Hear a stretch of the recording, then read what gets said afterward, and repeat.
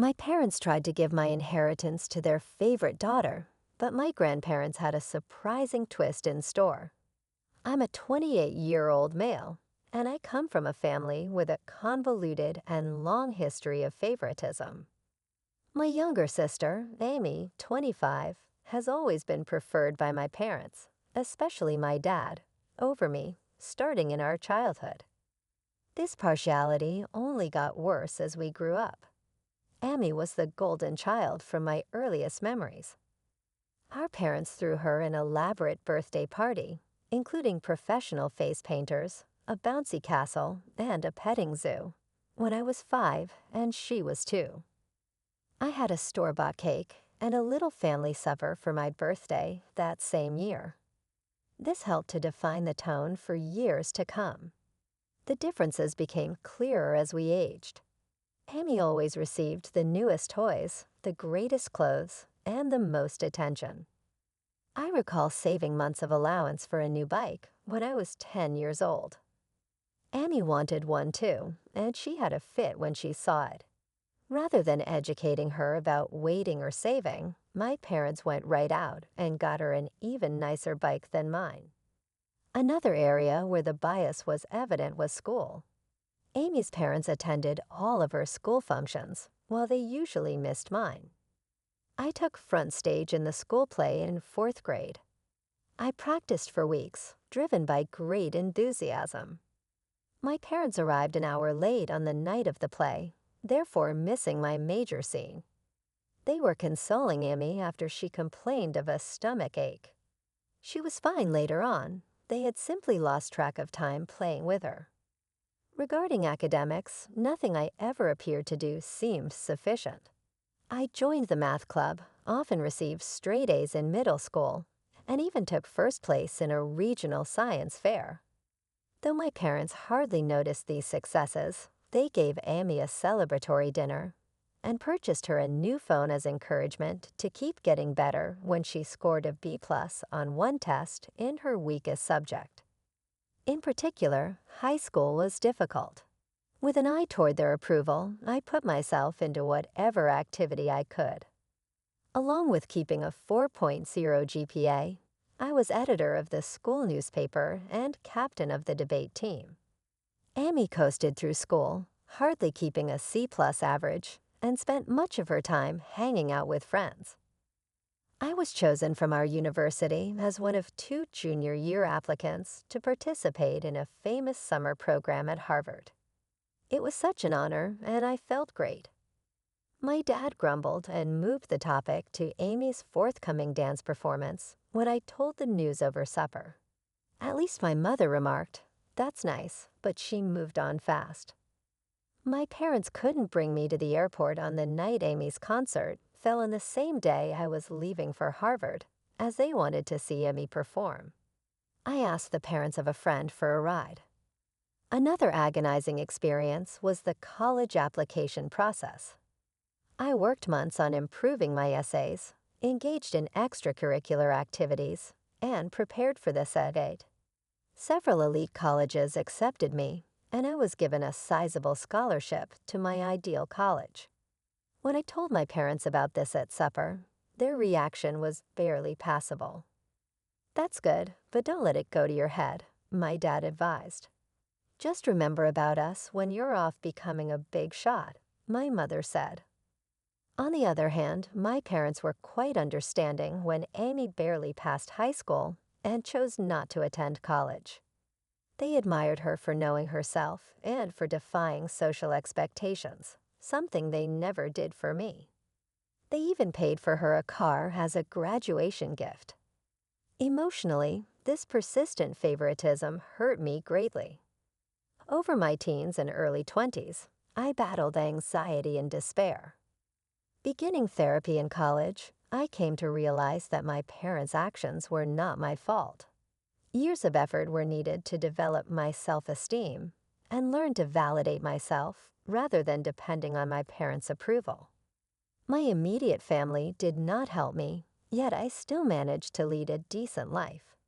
By the time I graduated from college with honors, I had a decent job in finance and even purchased my own house by 27 years old.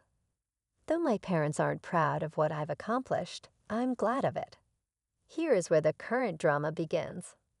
On Dad's side, my grandfather died not too long ago. He left a sizable estate and was a successful businessman who started from nothing. In his will, he split his possessions equally among his grandchildren, including me, Amy, and our cousins, as well as his children, Dad and his siblings. My portion of the bequest was significant, roughly $500,000. It would have let me invest in my future, pay off my education loans, and perhaps even launch my own company someday. This unanticipated windfall and the chances it could present made me happy. When the will was read, though, my parents clearly became agitated. Later, they drew me aside and said they felt it was unjust. I received an equal portion. Amy, who lives in our parents' basement and works part-time at a coffee shop, said she needed the money more since she was suffering. Though stunned, I attempted to keep cool. I clarified that Grandpa made this decision, and they had no say in how he decided. They insisted I should act morally and give Emmy my fair share. They became enraged when I turned them down and began guilt-tripping me, calling me unappreciative and selfish. Every incident my dad could recall where they had helped me came under discussion. Though I worked part-time to help with finances, he emphasized paying for my medically necessary braces, buying me school supplies, the bare minimum, and allowing me to reside at home during college. He conveniently forgot about the car they bought Amy, the many shopping sprees, and the fact they still support her at 25. The matter got rapidly more serious. Acting as the will's executor, my dad chose to handle things himself, along with her own inheritance. He declared he would be interpreting Grandpa's intentions and give Amy my whole portion. He said Grandpa would have wished it if he had known our unique situation. I was broken. This was not only obviously illegal, but also a terrible reminder of how little my parents thought of me.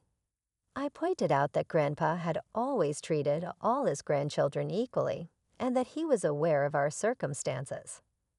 I tried to reason with them, but my mother accused me of speaking ill of the deceased by implying Grandpa would have preferred anything else than what my dad was advocating. I mentioned certain memories of Grandpa pushing my academic and career goals, but my parents brushed off these as misinterpretations. They said Grandpa wanted to make sure Amy was taken care of and had privately voiced worry about her future. They had no response when I asked why he hadn't simply penned the will that way. Amy, for her part, was awkward about the circumstances, but did not voice criticism of our parents. She merely shrugged and said, "Mom and Dad know best." When I tried to chat with her alone, she obviously wasn't going to be much help. Feeling missiled and wounded, I asked Grandpa's widow, my paternal grandmother, for guidance. Hearing what was happening, she became enraged. She informed me that my parents had no authority to alter the will, and that this was exactly not what Grandpa had planned. Grandma sent me some material that clarified the matter. Several years ago, apparently, my parents had asked Grandpa to give everything to Amy in his will. Grandpa had steadfastly objected, saying he thought all of his grandchildren should be treated equally. He had even included a stipulation in his will declaring that anyone challenging the equitable distribution would lose their portion. Equipped with this knowledge, I challenged my parents. Grandma's disclosure of their earlier attempt to affect the will startled them. They said they were only looking out for Amy's future. My dad tried to defend it, but I could see the guilt on their faces. My grandmother acted right away. She got in touch with her will's other executor and attorney. She also contacted my dad's siblings, who shared her equally strong indignation at what he was attempting. Taken together, they stopped my dad's scheme and guaranteed that the will would be carried out as stated. Though they are unhappy with me, my parents were obliged to back off. They argued I should have handled this in-house instead of involving others, and accused me of turning the family against me. My mother sobbed over how I had split the family and deceived them. I said I had never expected anything from them anyway. When my dad threatened to cut me out of their will entirely, I should accept the inheritance. They are now threatening to break off all communication. My dad even went so far as to suggest that I would not be welcome in their house should I inherit it. In a particularly low blow, my mother remarked that my acceptance of the money reveals that I never truly loved them and was merely ready to profit from their passing. The matter splits the extended family. A few of my cousins are encouraging, since they understand the long-standing favoritism and value me for advocating for myself. Others believe I should have yielded in order to preserve peace, since family harmony comes first over financial considerations. Although my dad's siblings are definitely on my side, this has strained their relationship with my parents. Amy finds herself enmeshed in all this. She confided in me privately that although she feels bad and didn't ask for this, she is not ready to challenge our parents. She has been trained her whole life to depend on them and seek their praise, hence, I don't blame her totally. Still, a part of me longs for her to help me just once. This circumstance has brought out a lot of past suffering and bitterness. I find myself remembering all the times I was passed over or discounted in favor of Amy. The birthday celebrations I missed, the school functions my parents missed, the successes that went unreported. This one occurrence seems to be bringing to a head a lifetime of unfairness. Though the whole affair has caused a great divide in the family, I am keeping my ground and want to take my inheritance as Grandpa meant. My parents hardly talk to me, and family get-togethers have grown awkward. I missed our monthly family meal last week for the first time ever since I could stand the cold shoulders and accusing glares. Though there is turmoil, a tiny bit of me feels empowered. I'm confronting the unfair treatment by my parents for the first time in my life.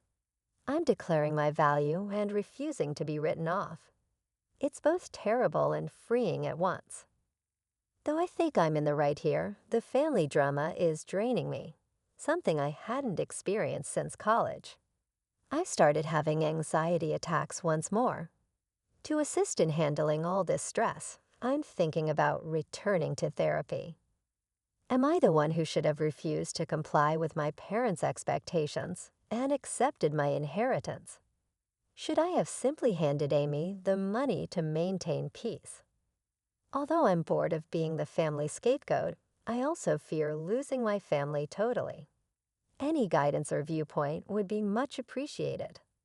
Update since my first post 6 months ago. A lot has happened. I want to thank everyone for their support and guidance. It truly kept me strong during these trying circumstances. Let me start with the legal aspect of things. Many of you advised me, and I did see my own attorney. He verified that I had every right to inherit, and that what my dad attempted was, in fact, illegal. He helped me record everything and was ready to act legally should the need arise. Fortunately, things did not transpire as such. Along with my dad's siblings, my grandma and her attorney worked out matters without involving court. I got my whole fortune, and the will was carried out exactly as intended. Because of his will manipulation attempts, my dad was removed as an executor. This was a somewhat demanding process spanning several weeks. My parents threatened litigation, there were tense meetings and furious phone calls, but ultimately, the law was unambiguous, and they had to back off. Still ongoing, though, the family fallout has been noteworthy. At first, my parents doubled down on their viewpoint. They charged me with being avaricious and neglectful of my sister. They also sought to mobilize other family members against me, disseminating allegations that I had somehow coerced Grandpa into giving me money. Luckily, most of the family saw through their trickery. About 1 month following the will's acceptance, there was one really unpleasant occurrence at a family gathering. My parents showed up unannounced. My aunt was hosting and hadn't asked them to come. They started a scene, shouting about how I had taken from Amy and corrupted Grandma against her. My dad became vocal, saying I had ruined all these wonderful memories. My mother flung an old photo album squarely at my feet. It was awkward and terrible. It took several relatives to cool things down and persuade my parents to leave. Bless her heart, my grandmother turned out to be my most powerful supporter through all of this. She related tales of how my grandfather had always been proud of my achievements, and how he especially wanted to make sure all his grandchildren had equal chances. She even said Grandpa had maintained a scrapbook of my accomplishments, newspaper clippings of academic honors, copies of my college acceptance letters, and even the program from that university play my parents had been late for. This insight was sad as well as wonderful. Grandma also volunteered to straighten the records with the wider family. She organized a family gathering excluding my parents, laying out the entire history of my parents' partiality, including events I had long forgotten or never even heard about. Having someone at last recognize the unfairness I had gone through for years was vindicating, but it also reopened old scars about my sister Amy. She, at last, found her voice in all this. She came to me personally and apologized for not sticking up for me earlier. After some soul-searching and several long talks with our grandmother, she said she thought our parents' preference was improper, but she had been too terrified to confront it. We discussed our childhood and how it influenced both of us in great length and emotional intensity. Amy admitted that being the favorite child wasn't as wonderful as it seemed. She never learned how to stand on her own 2 feet and felt great pressure to live up to our parents' expectations. She told tales of times when she yearned to accomplish things on her own, but our parents would swoop in and handle everything for her, depriving her of the opportunity to develop and learn from her mistakes. For our relationship, this talk marked a sea change. We began to mend the sibling bond our parents' partiality had broken. The two of us have been routinely meeting for coffee to discuss and encourage one another through this family crisis. Declaring that she was going to pay for college with her inheritance astonished everyone. She claimed seeing me stand up for myself motivated her to start managing her own life. Once she decided what she wanted to study, she registered at a nearby community college, intending to transfer to a 4-year university. Our parents let out startled gasps. They knew I believed that their babying hadn't done Amy any favors. The response of my parents to all this has been diverse and changing. They first attacked both of us angrily, trying to guilt Amy into quitting college to help the family, since they said I had turned her against them. They changed strategy when that proved ineffective. After several protracted talks with my grandmother and seeing Amy's great transformation, my mother began to recognize how damaging their actions had been. She has made some hesitant moves toward reconciliation, even beginning therapy to address her problems. She got in touch to apologize, owning that she had been unfair and requesting a chance to right things. It's a slow process, and while I'm gently hopeful, I'm also keeping strong limits. Sadly, my dad has been less likely to own any mistakes. Still furious, he feels as though he is the victim in all this. He has been chilly toward Amy since she chose to go to college and hardly speaks to me. He has tried a few times to control us, threatening to sell our childhood house should we fail to come to our senses or forgive him should we realize we were wrong. Although we are both standing strong, it hurts to see him distance himself from both of his children like this. The dynamics among the extended family have changed dramatically. I now live closer to my dad's siblings, who have been quite helpful. My grandmother, having heard from my aunts and uncles about handling my dad's challenging conduct over the years, has lessened my loneliness in this fight. Deeper bonds with some of my cousins who stood by me have also developed. Starting a monthly cousin meal allows us to all catch up, free from the drama of the older generations. For myself, I have been making sensible use of my inheritance. Having paid off my college loans, I now feel an amazing degree of financial freedom. Working with a financial advisor, I have assembled a varied investment portfolio. I have also set aside some funds to possibly launch my own company in a few years. Opening a community center with reasonably priced mental health treatments and financial literacy seminars is something I'm investigating. But for me, buying therapy for myself and volunteering to do the same for Amy has been the most significant application of the money. Both of us are learning to set reasonable limits with our parents and are working on healing from our childhood experiences. Though it's a long road, I already feel as though I'm developing in knowledge and the ability to overcome emotional neglect and long-term partiality. This whole process has brought some surprising, good improvements into my life. I now know a great deal about establishing limits and defending myself. Though I know I did the right thing, it hasn't been easy, and there are still difficult days. I feel good about myself for resisting guilt and pressure. Among the most unexpected results has been a change in my work path. Dealing with all this family conflict and undergoing therapy has helped me see my passion for supporting people who are dealing with the same family dysfunction. Therapy has also helped me realize how driven I am to support others who have gone through similar family dynamics. I'm currently thinking about returning to school to specialize in adult children of emotionally immature parents and work as a family therapist. I have also been helping youngsters from challenging family homes at a nearby youth facility, offering the kind of encouragement and support I wish I had received. I wish I had had as a youngster is immensely satisfying. I'm even considering creating a scholarship fund for children from same circumstances using some of my inheritance, my contact with